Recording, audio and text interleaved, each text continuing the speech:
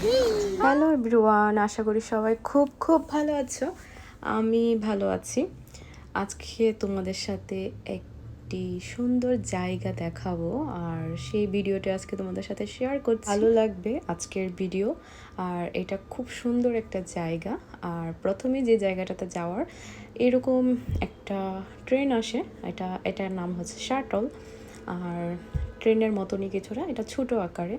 আর এটার মাঝে উঠতে হয়, কারণ যে মেইন স্পট আছে ওই জায়গাতে গাড়ি নিয়ে যাওয়া যায় না। তো এরকম ছোট ছোট এরকম টাইপের এক দুইটা শাটল আছে। তো ওরা সব সময় আসা যাওয়া করে, মানুষ আসলে সবাইকে নিয়ে একসাথে যতজন যাওয়ার হয় সবাইকে নিয়ে যায়, তারপর সেই স্পটে রেখে তারপর সবাই সবার মতো করে ঘুরে বেড়ায়। এই হচ্ছে এটা। তারপর আমরা চলে গেলাম, আর একদম নিচের তলায় ছিলাম, তারপর লিফটে উঠে গেলাম। আর এখান থেকে অসম্ভব সুন্দর একটা দৃশ্য দেখা যাচ্ছিল। সেটা হচ্ছে এটা একদম উপর থেকে দাঁড়িয়ে পুরো পাহাড়, এখানের যে বাড়িঘর মার্কেট যা আছে সম্পূর্ণ জায়গাটা উপর থেকে এত সুন্দর দেখা যাচ্ছিল। আর আমরা গিয়েছিলাম সন্ধ্যার কিছুটা আগ মুহূর্তে।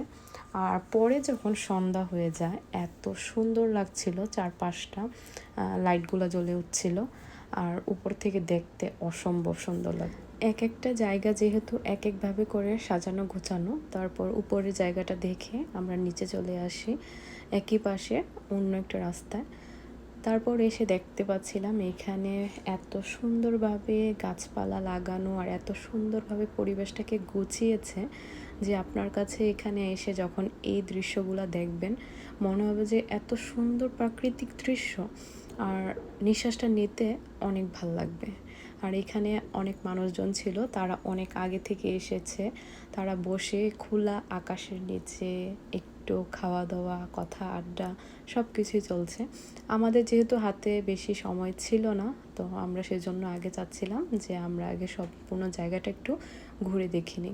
আর এখানে যে মেইন স্পট ছিল যেটা আমরা দেখে গিয়েছিলাম, সেই স্পটের জায়গাটা আমরা এখন খুঁজে পেয়েছি। বিশাল একটা জায়গা জুড়ে এই জায়গাটা তৈরি করা, আর আনাচে কানাচে এত এত জিনিস একই জায়গাতে আপনি দেখতে পারবেন। সেজন্য হাতে সময় নিয়ে যাওয়াটাই অনেক ভালো। আর এখানে গেলে আপনার কাছে মনে হবে প্রত্যেকটা জায়গা যাতে আমি ঘুরে দেখতে পারি। সন্ধ্যা হওয়ার আগ মুহূর্তে হঠাৎ করে হাততালির শব্দ শুনতে পাচ্ছিলাম আর গানের শব্দ শুনতে পাচ্ছি। তারপর চলে গেলাম যে কোথায় হচ্ছে কনসার্ট, তারপর খুঁজে বের করে ফেললাম এই তো।